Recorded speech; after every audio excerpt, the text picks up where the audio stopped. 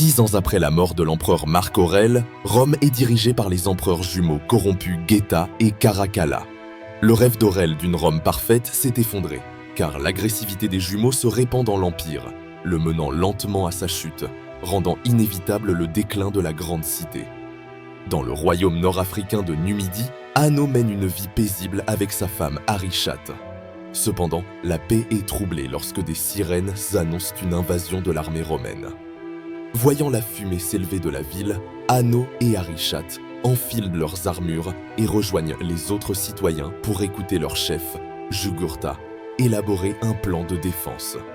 Avant de partir au combat, Hanno et Arichat échangent des anneaux et promettent de veiller l'un sur l'autre. Le couple rejoint l'équipe sur les remparts et Hanno prononce un discours inspirant. Bientôt, les navires romains menés par le général Acacius apparaissent sur le rivage et les Numides ripostent avec leurs catapultes et leurs arcs. Les navires subissent des dégâts importants, mais Acacius ordonne à ses hommes d'avancer tout en ripostant avec leurs propres armes. Le feu se propage des deux côtés et plusieurs hommes périssent en quelques minutes. Lorsque les navires atteignent la forteresse, l'armée romaine abaisse des plateformes pour envahir. Acacius continue de mener l'assaut, abattant les soldats sans pitié. Hanno se bat de son côté avec une vitesse impressionnante, tuant les Romains à la chaîne.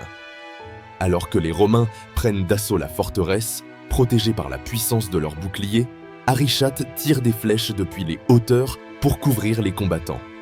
Lorsqu'Acacius la remarque, il ordonne à ses archers de riposter et Arichat est mortellement atteinte. Hanno, horrifié, voit son corps tomber dans la mer, avant d'être frappé par un Romain qui le fait chuter. Inconscient, il voit le mythique passeur emmener Arichat dans l'au-delà. Il tente désespérément de la suivre en criant son nom, mais revient à lui au moment où son corps refait surface. Il trouve alors le corps sans vie d'Arichat, retire la flèche de sa poitrine en pleurant, avant d'être capturé par les Romains. Acacius revendique la ville pour Rome, tandis que ses hommes brûlent les corps. Tous les citoyens, y compris Hanno, sont marqués au fer rouge, signifiant leur esclavage. Les esclaves sont ensuite emmenés à Rome par bateau. Pendant le voyage, Hanno aide Jugurtha, blessé grièvement, à panser sa plaie. Jugurtha, sentant sa fin proche, se souvient du jour où il a trouvé Hanno enfant perdu dans le désert. Cette réminiscence fait ressurgir un souvenir chez Hanno. Il vivait heureux avec sa famille avant que sa mère ne l'envoie loin des Romains attaquant leur foyer. Finalement, les navires atteignent Ostie, le port de Rome. Acacius est accueilli en héros et les empereurs jumeaux le couronnent de lauriers. Il demande une pause pour profiter de sa femme, mais les jumeaux annoncent leur intention d'envahir la Perse et l'Inde. Les esclaves sont conduits à Antium, aux abords de Rome, où Macrinus supervise l'entraînement des gladiateurs. Jugurtha, Hanno et d'autres esclaves doivent affronter des babouins féroces dans une arène d'entraînement. Des soldats cachés tirent des fléchettes pour rendre les bêtes plus agressives. Rapidement, les babouins se jettent sur les esclaves, tuant avec leurs crocs. Jugurtha, refusant de se battre, tombe à genoux, attendant la mort. Hanno veut le sauver, mais il est trop tard. Jugurtha succombe. Lorsqu'un babouin attaque Hanno, celui-ci enfonce ses chaînes dans la gueule de l'animal et l'étrangle avec, ce qui impressionne Macrinus au point de vouloir l'acheter.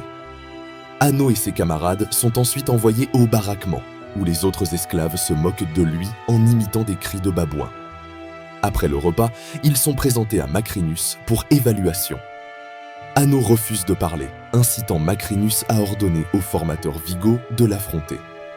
D'abord en difficulté, Hanno retourne rapidement la situation et terrasse Vigo avec une maîtrise impressionnante.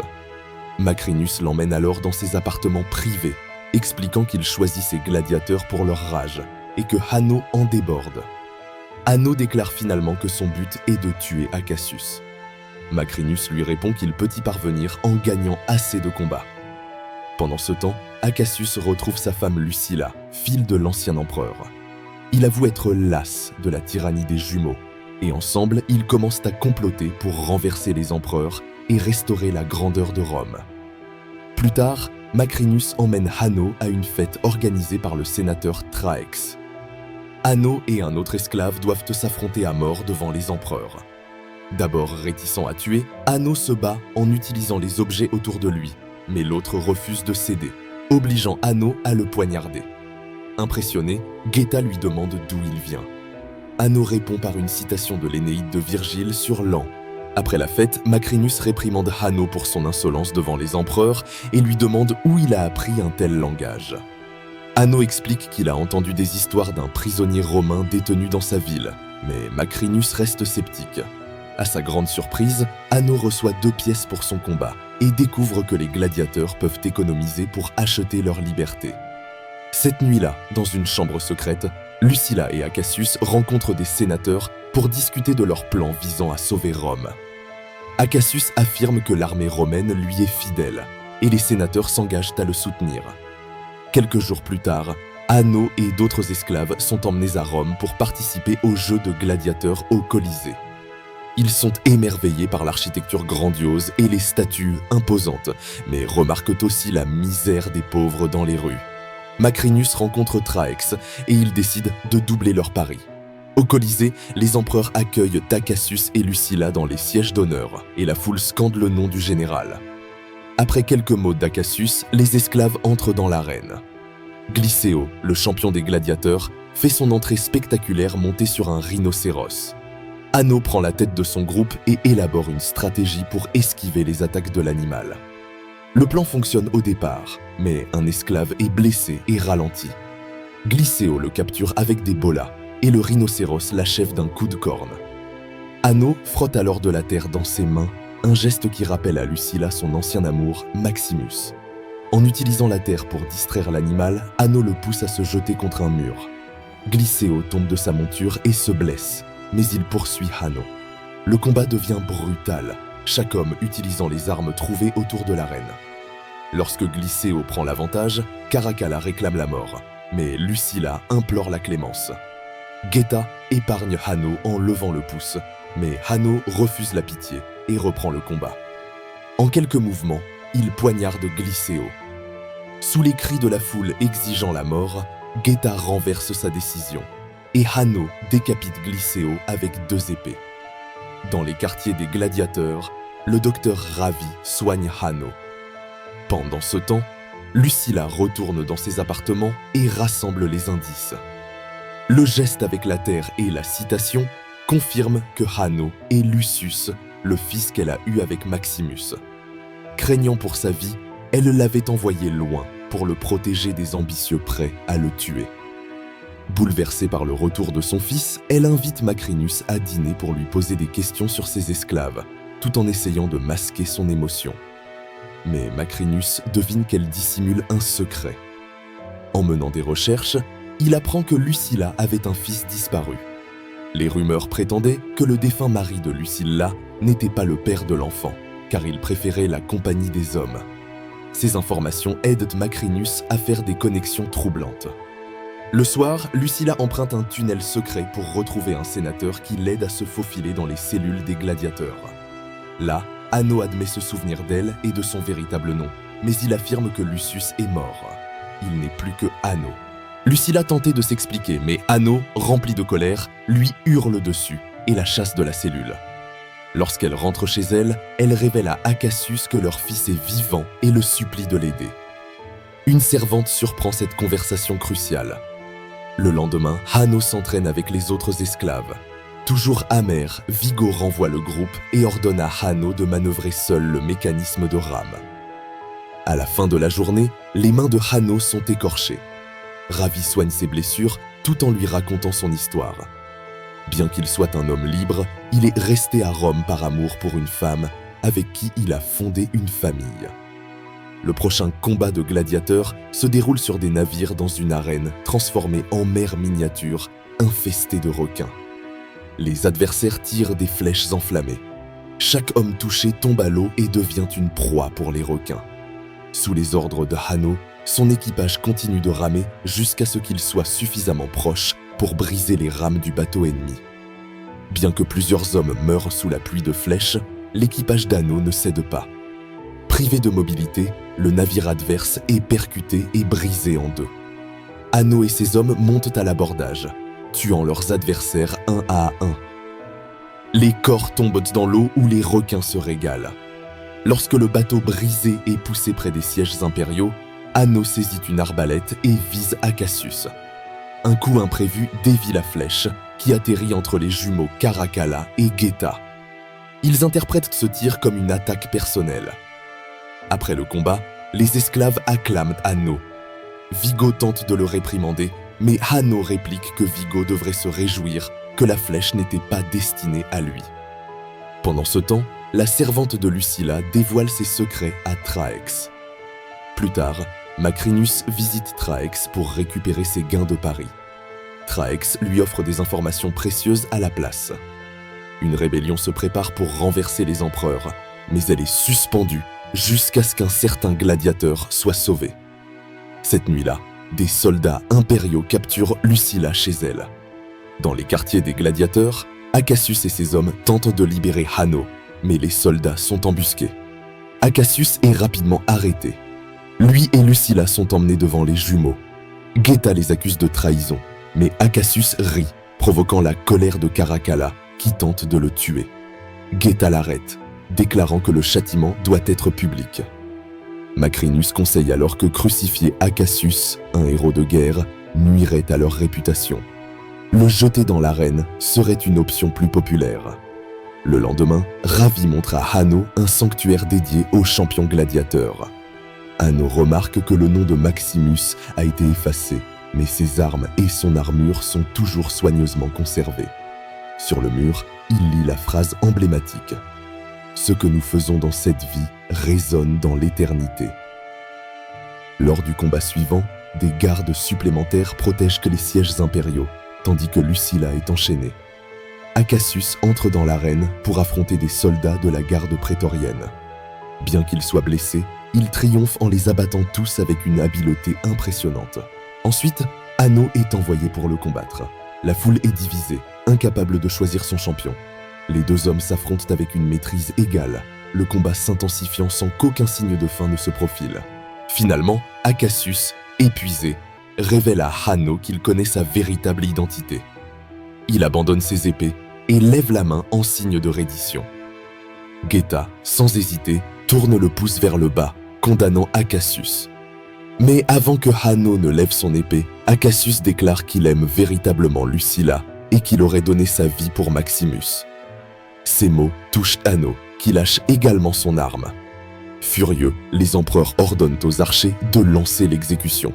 Une pluie de flèches tue Acasius et Hanno interpelle la foule sur le traitement réservé aux héros, avertissant que le peuple peut s'attendre à pire.